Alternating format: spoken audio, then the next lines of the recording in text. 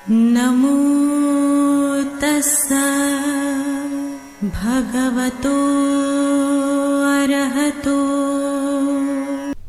नमो बुद्धाय। मैं डॉक्टर सीमा शर्मा आप सभी का हार्दिक स्वागत करती हूँ हमारे इस विशेष कार्यक्रम धम्मदीप में, जिसमें हम प्रतिदिन चर्चा कर रहे हैं पाली सूत्रों पर आधारित तथागत बुद्ध के जीवन चरित्र पर।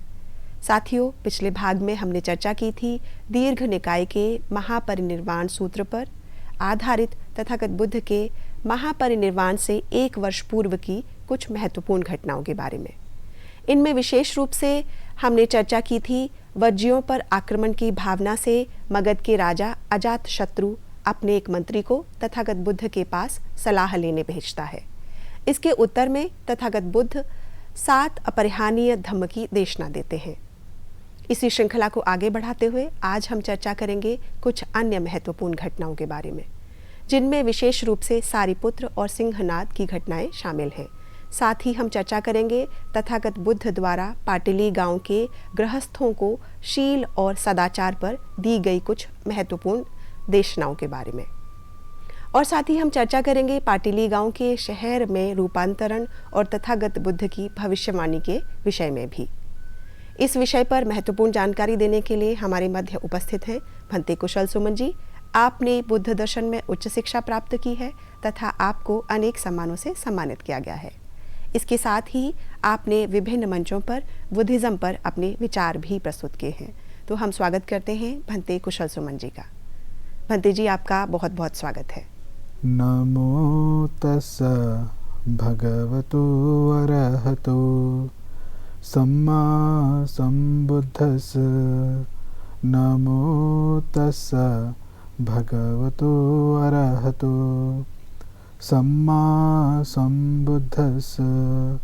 नमो तस्सा भगवतो अरहतो सम्मा संबुद्धस्स। सर्वप्रथम मेरे आचार्य श्री के पुण्य चरणों में कोटि कोटि नमन हो, फिर मेरे उपाध्याय भंते के पुण्य चरणों में कोटि कोटि नमन। भंते जी, पुनः आपका स्वागत है इस कार्यक्रम में। जैसा कि आप जानते ही हैं, आप निरंतर इस कार्यक्रम को आगे बढ़ा रहे हैं और आपके समक्ष यह कार्यक्रम बढ़ रहा है। तो आपको यह भी जानकारी है ही कि हमारे दर्शक हमें विभिन्न रूपों में अपने प्रश्न, संदेश और सुझाव भेजते हैं। आज भी हमें कई तरह से प्रश्न प्राप्त हुए हैं, जिसमें ईमेल पर, व्हाट्सएप पर भी हैं। यह प्रश्न हमें व्हाट्सएप से प्राप्त हुआ है। हमारे कई दर्शक जानना चाहते हैं कि तथागत बुद्ध की 7 अपरिहार्य देशनाएं क्या हैं। कृपया इस विषय पर संक्षिप्त जानकारी हमारे दर्शकों को प्रदान करें। बहुत बहुत धन्यवाद आपका सीमा जी। हमारे एक दर्शक जानना चाहते हैं तथागत बुद्ध द्वारा दी गई 7 अपरिहार्य धम्म की देशना के विषय में। तो वो इस प्रकार है। जब बुद्ध राजगृह में उपस्थित थे, उस समय वहाँ का जो राजा है, उस मगध देश का राजा अजातशत्रु, उसके मन में वज्जी देश पर आक्रमण करने का विचार आता है। और इस बदले की भावना से, क्रोध की भावना से वे अपने एक मंत्री, जिसका नाम वस्सकार है, अपने मंत्री को तथागत बुद्ध के पास भेजता है सलाह लेने के लिए। जब मंत्री तथागत के पास पहुंचता है और राजा का संदेश देता है तथागत बुद्ध को, तो तथागत बुद्ध आनंद से इन 7 विषयों पर चर्चा करते हैं या उन्हें आदेश देते हैं, देशना देते हैं। तो ये 7 बातें क्या होती हैं? ये 7 बातों को ही अपरिहार्य धम्म कहा गया है। तो सर्वप्रथम बात तथागत बुद्ध ने ये बताई कि वज्जी लोग जो हैं समय समय पर बैठक लगाए करते हैं, समय समय पर मिला करते हैं। तो इसी कारण उनकी समृद्धि होती रहेगी, उनका कभी गिरावट नहीं होगा। और दूसरी बात फिर तथागत आनंद से कहते हैं कि वज्जी लोग हमेशा एक मत हो उठते हैं, एक मत हो बैठते हैं और एक मत हो अपने सारे कर्तव्य करते हैं। इसी कारण भी उनकी कभी गिरावट नहीं होगी, उनकी सिर्फ समृद्धि होगी।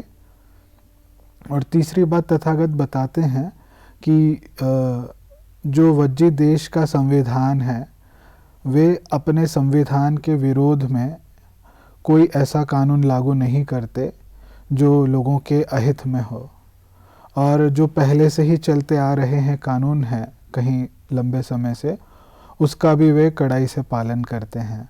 तो इस कारण भी वज्जियों की हानि नहीं होगी, उनकी सिर्फ समृद्धि होगी।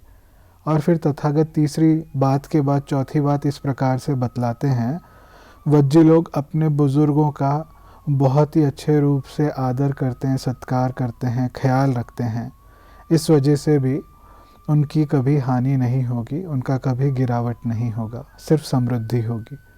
और पांचवी बात तथागत बुद्ध आनंद से कहते हैं, वज्जी लोग कभी महिलाओं का बलात्कार नहीं करते और उनका अपहरण नहीं करते। इसी कारणवश भी उनकी कभी हानि नहीं होगी, उनका कभी गिरावट नहीं होगा, सिर्फ समृद्धि होगी। और छठवीं बात फिर तथागत बुद्ध आनंद से कहते हैं, वज्जी लोग सिर्फ अपने गांव के ही नहीं, शहर के ही नहीं, बल्कि समस्त देश के जितने भी मंदिर हैं उनकी बहुत श्रद्धा से उनकी देखरेख करते हैं।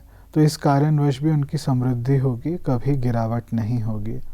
और अंत में सातवीं बात तथागत आनंद से कहते हैं, इस वज्जी देश की सीमा पर तैनात जो सैनिक हैं उनको खास प्रकार से आदेश दिए गए थे कि अगर कोई पड़ोसी देश से कोई अरहंत भिक्षु वज्जी देश में आना चाहे तो वे उस अरहंत भिक्षु को नहीं रोकेंगे और साथ ही उनको सुरक्षा प्रदान करेंगे। तो इस प्रकार से जो पड़ोसी देश के अरहंत हैं वे वज्जी देश में आ सकते हैं, और जो वज्जी देश में पहले से रह रहे अरहंत हैं उनका भी बड़े आदर से, सत्कार से उनकी सेवा की जाएगी। तो इस कारणवश भी वज्जियों की कभी हानि नहीं होगी, उनकी सिर्फ समृद्धि होगी। तथागत बुद्ध ने ये 7 बातों की देशना आनंद को दी, और आनंद के द्वारा ये बात वस्सकार तक पहुंची, और वस्सकार उस समय वहीं पर उपस्थित थे। तो आशा करता हूँ दर्शक, मैंने आपके प्रश्न का समाधान कर दिया है। नमो बुद्धाय।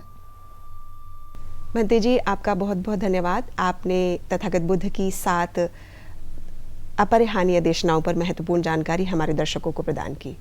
अब हम आज के मुख्य विषय की ओर आते हैं, जो कि सारिपुत्र की सिंहनाद जिसमें शामिल है। साथ ही हम चर्चा करेंगे तथागत बुद्ध द्वारा पाटिली गांव के गृहस्थों को शील और सदाचार पर दी गई कुछ महत्वपूर्ण देशनाओं के बारे में। इसके साथ साथ हम यह भी चर्चा करेंगे कि पाटिली गांव के शहर में रूपांतरण की और तथागत बुद्ध की भविष्यवाणी की भी। कृपया इस विषय पर हमारे दर्शकों का मार्गदर्शन करें भंते जी। बहुत बहुत धन्यवाद आपका सीमा जी। दर्शकों, हम पिछले 2 एपिसोड से तथागत बुद्ध के जीवन के अंतिम वर्ष की कुछ घटनाओं के बारे में चर्चा कर रहे हैं, और ख़ास करके हमने पिछले 2 एपिसोड्स में देखा कि किस प्रकार तथागत बुद्ध राजगृह में 7 अपरिहार्य धम्म की देशना देते हैं। और फिर हमने ये देखा कि इस देशना के बाद तथागत बुद्ध राजगृह से निकल के अम्बलट्ठिक गांव में आते हैं। अम्बलट्ठिक गांव में आके वहाँ के भिक्षुओं को, वहाँ के गृहस्थ उपासकों को, उपासिकाओं को धम्म देशना देते हैं। और फिर अम्बलट्ठिक गांव से तथागत बुद्ध नालंदा के पास एक आम का बगीचा था जिसका नाम पावरिक था, वहाँ पे ठहरते हैं। और वहाँ पे भी इसी प्रकार अपने भिक्षुओं को, गृहस्थ उपासक उपासिकाओं को धम्म देशना देने के बाद तथागत वहाँ से निकलकर पाटली गांव में आते हैं। तो आज का एपिसोड जो हमारा इस पाटली गांव की एक घटना पे निर्धारित है। तथागत अपने भिक्षु संघ के साथ पाटली गांव पहुंच जाते हैं। पाटली गांव पहुंचने के बाद वहाँ के जो गृहस्थ उपासक होते हैं, उपासिकाएं होती हैं, वे तथागत और उनके भिक्षु संघ के समक्ष जाते हैं, उनसे आदरपूर्वक निवेदन करते हैं और कहते हैं, तथागत अगर आप अनुमति दें तो हम आपके और भिक्षु संघ के रहने का प्रबंध करना चाहते हैं, अर्थात विश्राम गृह का प्रबंध करना चाहते हैं। तो तथागत ने हमेशा की भांति शांति से मुस्कुरा के अपनी स्वीकृति दे दी। वहाँ से उठकर चले जाते हैं ये गृहस्थ उपासक उपासिकाएं और एक विश्राम गृह की प्रबंध करने लग जाते हैं।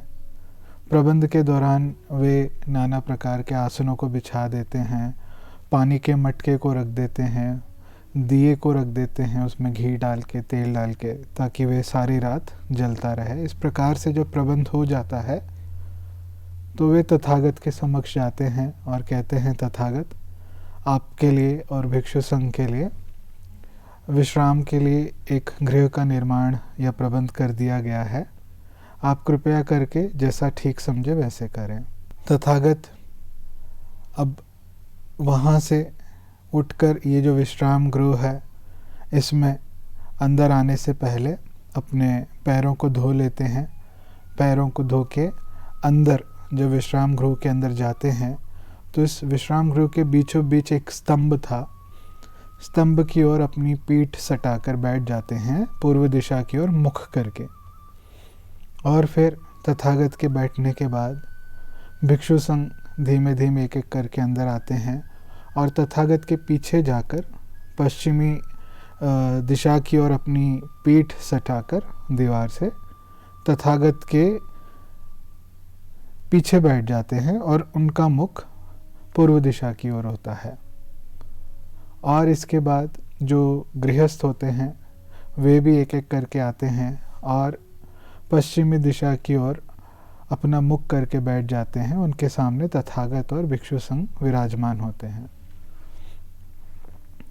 अब इसके बाद तथागत ने इन गृहस्थ उपासक और उपासिकाओं को धम्मदेशना देना शुरू किया। कहा गृहस्थ उपासक और उपासिकाओं से कि कोई व्यक्ति जो शील और सदाचार का जीवन नहीं जीता, अर्थात कहें तो दुराचरी होता है, उसे इन 5 बातों की खतरों का सामना करना पड़ सकता है। 5 बातों के खतरों का जोखिम उठाना पड़ सकता है। तो सर्वप्रथम तथागत कहते हैं उन गृहस्थ उपासक और उपासिकाओं से, जो व्यक्ति दुराचरी होता है वे लापरवाही के कारण अपने धन की बड़ी हानि करता है। और फिर कहते हैं जो व्यक्ति दुराचरी होता है वे अपना नाम स्वयं खुद से बदनाम करता है।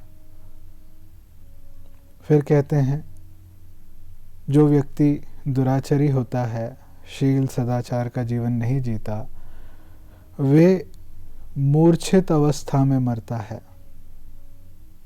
फिर कहते हैं ये जो दुराचरी व्यक्ति होता है जिस किसी सज्जनों की सभा में जाए तो वहाँ पर उसका आत्मविश्वास का अभाव रहता है, कमी रहती है।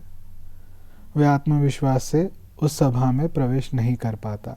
और फिर कहते हैं जो दुराचरी होता है, शील सदाचार का जीवन पालन नहीं करता, वे व्यक्ति मरने के बाद दुखद गंतव्यों में उत्पन्न होता है, अर्थात कहें तो या तो पशु योनि में या तो नरक योनि में उत्पन्न होता है। और फिर इसके विपरीत देशना देते हुए कहते हैं जो व्यक्ति शील सदाचार का जीवन जीता है, अर्थात दुराचरी नहीं होता, वे अपने परिश्रम से बहुत धन की अर्जित करता है, बहुत सारे धन को अर्जित करता है। ऐसा व्यक्ति जो शील सदाचार का जीवन जीता है वे अपने नाम को खूब सुप्रसिद्ध करता है, लोगों के बीच में उसकी खूब प्रशंसा होती है। फिर कहते हैं वे व्यक्ति जो शील सदाचार का जीवन जीता है वे जिस किसी भी सभा में जाए खूब आत्मविश्वास से जाता है। फिर कहते हैं ऐसा व्यक्ति सजग होकर मृत्यु को प्राप्त होता है, मूर्छित अवस्था में नहीं। और फिर कहते हैं कि ऐसा व्यक्ति जो शील सदाचार का जीवन जीता है वे सुखद गंतव्यों में उत्पन्न होता है मृत्यु के बाद, जैसे कि स्वर्गलोक।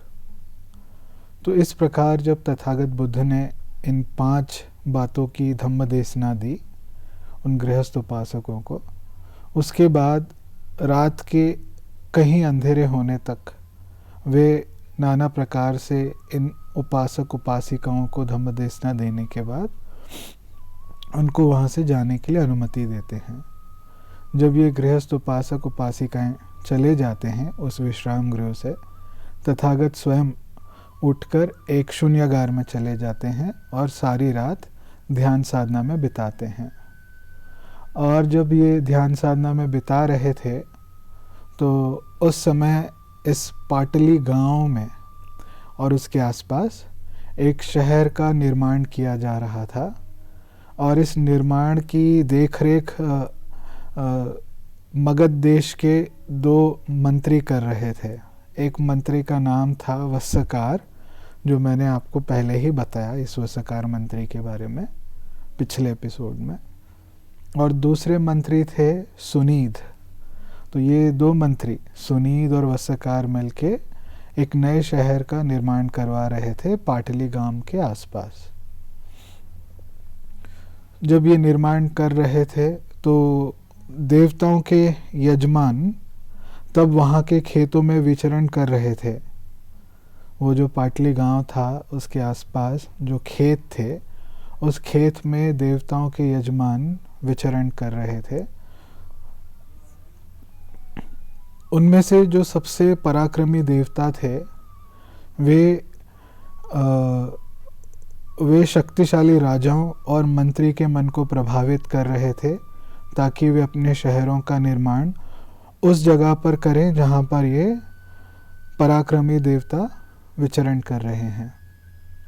और फिर औसत दर्जे के देवता, उन्होंने औसत दर्जे के राजाओं और मंत्रियों को प्रभावित किया ताकि उनके विचरण स्थान पे ही इन राजाओं का शहर का निर्माण हो।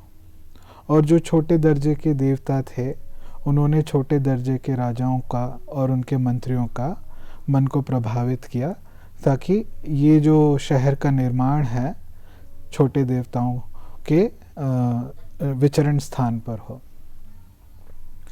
अब तथागत शून्यागार में बैठ के ध्यान साधना में थे, तो ये सारी वारदात को तथागत अपने दिव्य दृष्टि से देख पा रहे थे। तो तथागत ने जब दिव्य दृष्टि से ये देखा तो अगले दिन जब सवेरे हुई तो तथागत ने आनंद को बुला के पूछा, आनंद, यहाँ पे ये जो शहर का निर्माण है ये कौन करवा रहा है? तो आनंद जवाब देते हैं, कहते हैं, तथागत, इस शहर का जो पाटली गांव के आसपास जो शहर का निर्माण का काम चल रहा है, इसको जैसे कि माना जाए तो सुनीद और वस्सकार जो मगध देश के 2 मंत्री हैं, इनकी देखरेख में शहर का निर्माण हो रहा है। तो तथागत आनंद से कहते हैं, आनंद, ऐसा लगता है जैसे सुनीद और वस्सकार को साक्षात तावतिमसा के देवताएं आके उनको सलाह दे रहे हैं कि किस जगह पे किस शहर का निर्माण करना हो।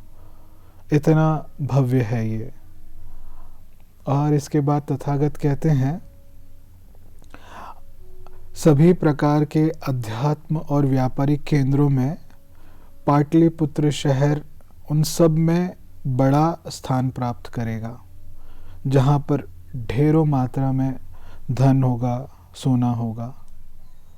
ये पहली बार था तथागत बुद्ध ने इस जगह का नाम, जो पाटली गांव के आसपास जो शहर का निर्माण हो रहा था, उसको तथागत बुद्ध ने पहली बार था जब पाटलिपुत्र के नाम से संबोधित किया। दर्शकों, मैं आपको यहाँ पे एक विशेष सूचना देना चाहता हूँ।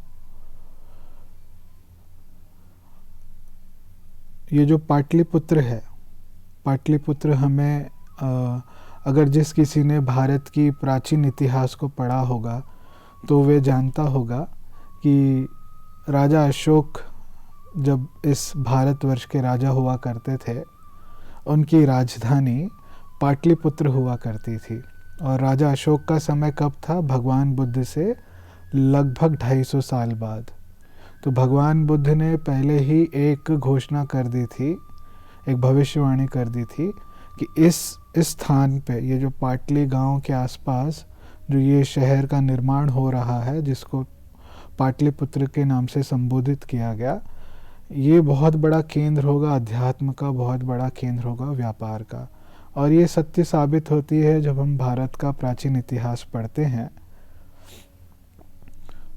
और इसके अलावा ये, अब हम हमारी पुरानी बात पे लौट के आते हैं, तो तथागत बुद्ध इसके बाद ये कहते हैं आनंद से, ये जो पाटलिपुत्र शहर है इसको 3 बातों का खतरा या जोखिम उठाना पड़ सकता है। मतलब ये जो शहर है इसको 3 बातों से हमेशा खतरा रहेगा।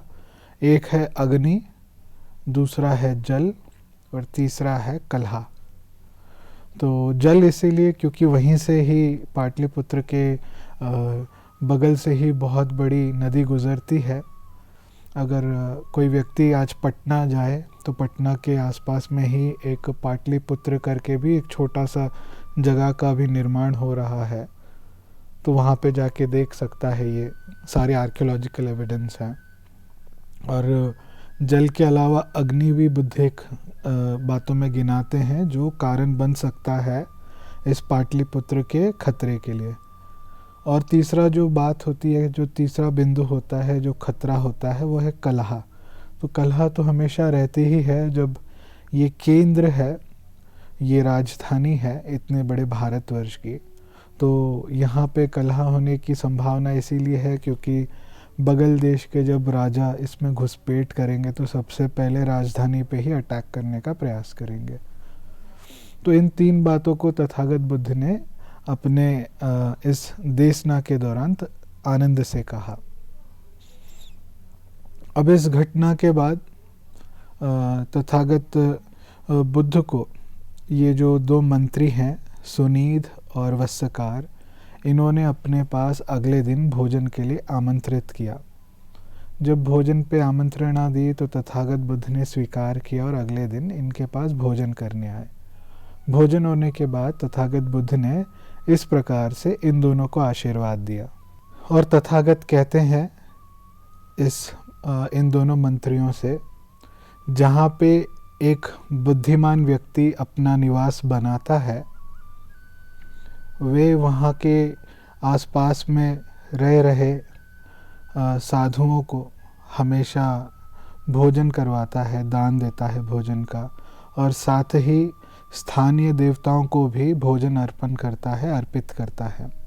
इस प्रकार से जब वे उस साधु का और स्थानीय देवताओं का सम्मान करता है तो ये किया हुआ कर्म नाना प्रकार से उसे लौट के आता है और उसे खूब सारा बदले में सम्मान मिलता है, उसकी प्रसिद्धि फैलती है और देवताएं उससे हमेशा खुश रहते हैं। इसी वजह से वो हमेशा शुभ बातों का समाचार पाता है। उसे देवता इस प्रकार प्रेम देते हैं जैसे एक माँ अपने बच्चे को प्रेम करती है। और तथागत बुद्ध ने इतना अच्छा उनको आशीर्वाद दिया। आशीर्वाद देके अब वहाँ से तथागत बुद्ध अपने भिक्षु संघ के साथ उठकर निकल आते हैं। तो पाटली गांव से जब तथागत अभी निकलकर आगे बढ़ रहे थे तो ये जो शहर का निर्माण चल रहा था, है ना, इसकी एक सीमा बना के रखी गई थी और इस सीमा के हर दिशा में द्वार बनवाए गए थे। तो ये जो मंत्री थे सुनीद और वस्सकार, इन्होंने आपस में ये निर्णय किया कि जिस किसी द्वार से तथागत बुद्ध और अपने संघ के साथ बाहर जाएंगे उस द्वार का नाम हम तथागत बुद्ध के नाम से रखेंगे। तो जिस द्वार से तथागत बुद्ध और उनका भिक्षु संघ बाहर गया उस द्वार का नाम इन दोनों मंत्रियों ने गौतम द्वार करके रखा। और फिर उन्होंने कहा जिस किसी दिशा से तथागत बुद्ध नदी को पार करके जाएंगे उस दिशा का भी नाम हम नामकरण करेंगे। और फिर ऐसे हुआ, उस समय काफ़ी बरसात थी और पानी भर भर के बह रहा था नदी से, तो कोई नाव चलने की संभावना नहीं थी। तो तथागत बुद्ध अपने भिक्षु संघ सहित एक जगह से दूसरी जगह अंतर्धाम होके वहाँ उस तरफ पहुँच जाते हैं। तो ये थी घटना पाटली गांव में हुई। अब पाटली गांव से तथागत बुद्ध निकल के आते हैं कोटी गांव की ओर, आगे बढ़ते हैं कोटी गांव की ओर, और आनंद से कहते हैं, आनंद चलो हम कोटी गांव चलते हैं। कोटी गांव पहुँच के तथागत बुद्ध ने वहाँ पर रह रहे भिक्षुओं को 4 आर्य सत्य की देशना दी, और 4 आर्य सत्य की देशना देने के बाद कहा कि ये जो 4 आर्य सत्य की खोज जब तक मैंने नहीं की तब तक मैं इस भव चक्र में बार बार संसरण कर रहा था। अब क्योंकि ये खोज कर दी गई तो मेरा भव चक्र समाप्त हो गया। और भिक्षुओं को आदेश देते हैं, भिक्षु तुम भी इसी प्रकार इस 4 आर्य सत्य का बार बार दर्शन करते रहो ताकि तुम लोगों का भी भव चक्र समाप्त हो जाए। और जब तक तथागत बुद्ध कुछ और दिनों तक कोटी गांव में थे, तब तक तथागत बुद्ध ने उन भिक्षुओं को नाना प्रकार से शील, समाधि, प्रज्ञा पे देशना दी। तो दर्शकों, आज के लिए इतना ही। बाकी की घटनाओं की चर्चा हम आने वाले एपिसोड में करेंगे। तब तक के लिए नमो बुद्धाय, मंगल हो। भवतु सब मंगलम, भवतु सब मंगलम, भवतु सब मंगलम। सबका भला हो, सबका मंगल हो, सबका कल्याण हो। सुखी हो, सुखी हो, सुखी हो। भंते जी, आपका बहुत बहुत धन्यवाद इस महत्वपूर्ण और रोचक जानकारी हमारे दर्शकों को देने के लिए। साथियों, आज के इस विशेष कार्यक्रम में इतना ही। अब समय हो चुका है आज के कार्यक्रम को यही विश्राम देने का, लेकिन उससे पूर्व आपको बताते चलें, आपके मन में किसी तरह के प्रश्न हो, कोई जिज्ञासाएं हो या कोई सुझाव आप हमें देना चाहते हैं तो हमारा व्हाट्सएप नंबर है 9639010109। आप हमें ईमेल भी कर सकते हैं। हमारी ईमेल आईडी है subharatibuddha@gmail.com। तो आशा करते हैं आप अपने प्रश्न हमसे पूछते रहेंगे, अपने सुझाव भी हमें देते रहेंगे और हमारा मार्गदर्शन करते रहेंगे। तब तक मैं डॉक्टर सीमा शर्मा भंते कुशल सुमन जी के साथ विदा लेती हूँ। कल इसी समय आपके सामने फिर उपस्थित होंगे। नमो बुद्धाय। नमो तस्सा भगवतो अरहतो